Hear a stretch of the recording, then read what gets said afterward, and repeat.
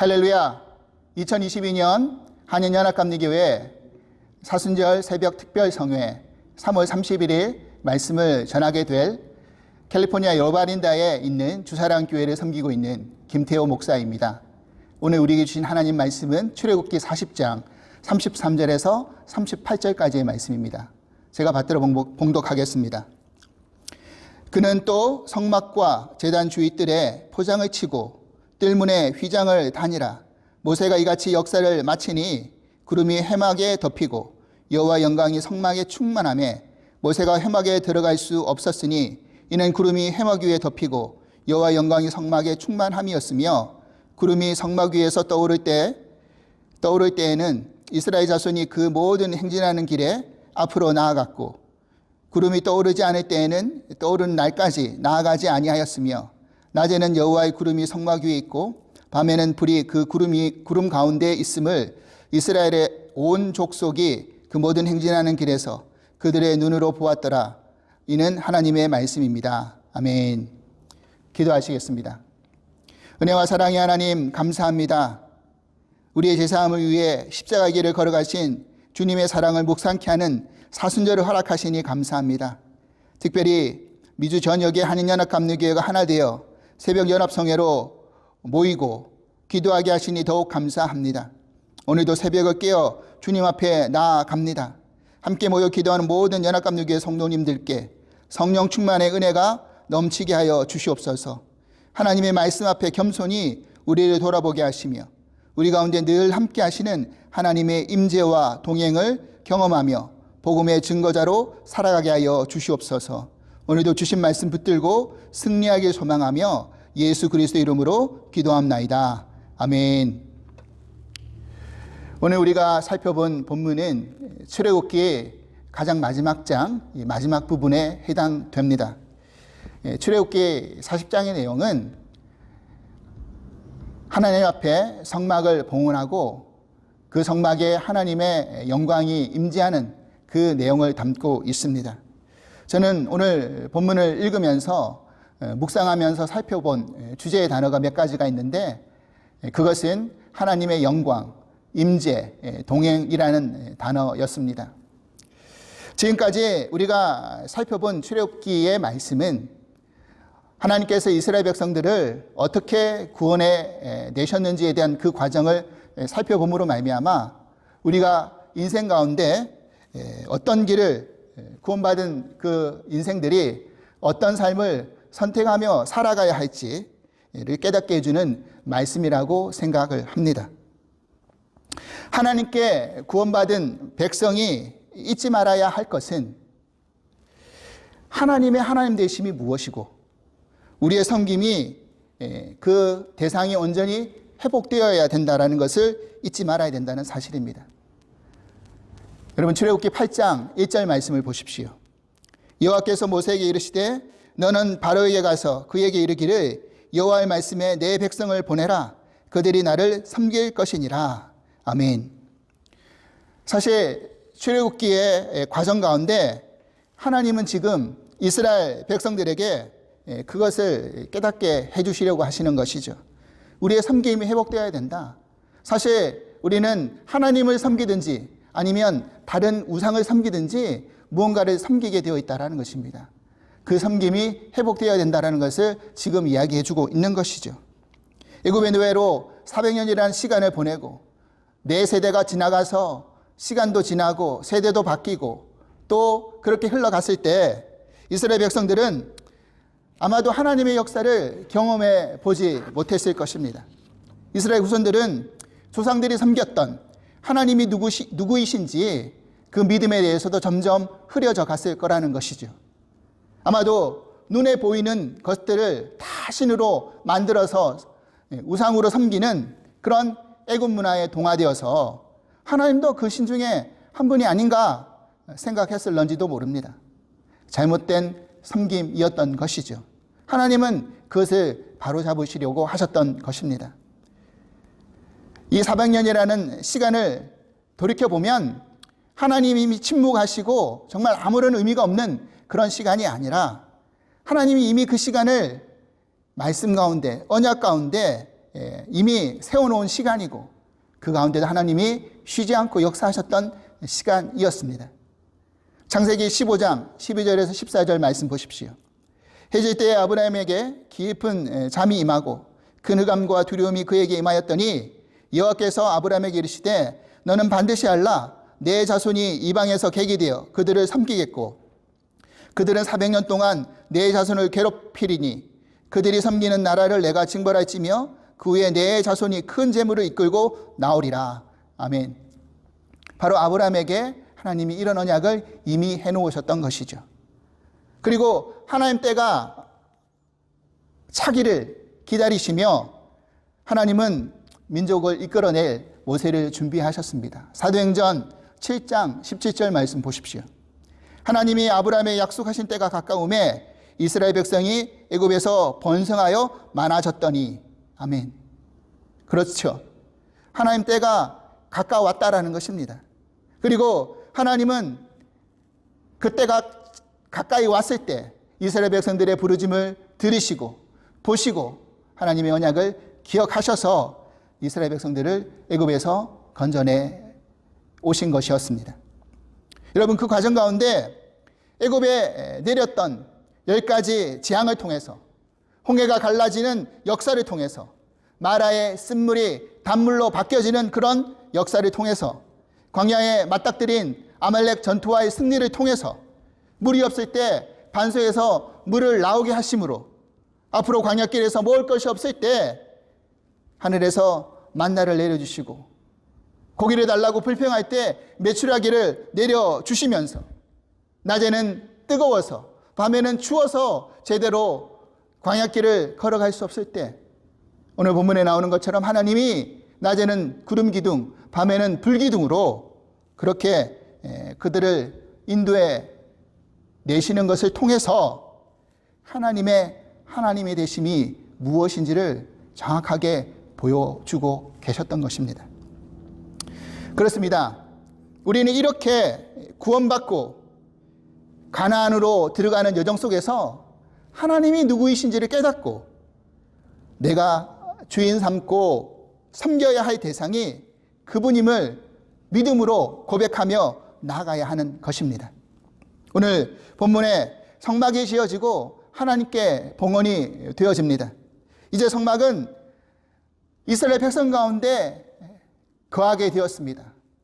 저 높은 시내산 산 꼭대기에서 하나님의 임재가 모세에게만 임하고 하나님의 영광을 모세만 볼 수 있었던 것이 아니라 이제 이스라엘 백성들 가까이 그 삶의 가운데 성막이 지어짐으로 하나님의 임재가 너희와 함께 있다. 하나님의 영광이 너에게 보여질 것이다. 그래서 성막을 봉헌하며 하나님의 영광의 구름이 성막에 가득 차는 그 영광을 바라볼 때 하나님의 놀라운 임재를 경험하게 되었던 것이죠. 이 얼마나 놀라운 광경입니까? 결국 이 사건은 앞으로 성육신 되어서 이 땅 가운데 오실 예수 그리스도를 상징하고 있는 예표되는 사건이기도 합니다. 사랑하는 성도 여러분, 하나님이 이제 우리 가운데 함께 임재하고 계십니다. 그리고 우리와 늘 동행하십니다. 그것을 믿고 살아간다고 한다면 하나님의 영광 위에서 우리가 살아가야 할 것이고 믿는 우리 성도들은 하나님의 영광의 찬송이 되어야 되는 것을 우리는 믿고 걸어가야 된다는 것이죠. 하지만 이스라엘 백성들이 보여주었던 모습처럼 우리의 삶의 모습도 그런 하나님의 임재와 영광을 동행하심을 놓치고 살아갈 때가 있다라는 사실입니다. 이스라엘 백성들은 하나님의 백성으로 부름받고 구원받았음에도 불구하고 문제 앞에서 과거를 돌아보며 애굽을 그리워하고 애굽에서 먹었던 음식을 그리워합니다. 또한 현재의 어려움이 닥쳐오면 금방 불평하고 원망합니다. 물이 없습니다. 먹을 것이 없습니다. 애굽의 군사들이 우리를 죽이려고 쫓아오고 있습니다. 매일 주시는 만나의 은혜를 지겨워하고 감격과 감사를 잊어버립니다. 그리고 미래에 다가올 그런 일 앞에 두려워하면서 하나님의 말씀과 언약을 과소평가합니다. 저 가나안 땅에는 거인이 살고 있어서 우리가 들어가는 날에는 우리는 멧돼지 같은 존재로 우리가 다 죽을 것 같습니다. 사실 이런 모습은 우리도 별반 다르지 않은 것이죠. 우리의 삶 앞에 문제가 생기면 차라리 교회 안 나왔으면 좋았을 것을, 세상에서 누렸던 즐거움을 기억하면서 그리워하면서 그때가 좋았는데, 현재의 고난이 닥쳐오면 주저앉아서 불평하고 미래의 두려움 앞에 우리의 믿음이 연약해지는 것과 별반 다르지 않다라는 사실입니다. 그렇기 때문에 우리는 하나님의 영광을 기억하고 그 임재와 동행을 매 순간 잊지 않고 기억해야 된다는 사실입니다. 그러면 어떻게 우리가 하나님의 임재와 동행을 체험하며 나갈 수 있을까요? 오늘 출애굽기 40장 본문 말씀 36절 37절 말씀을 다시 한번 보십시오.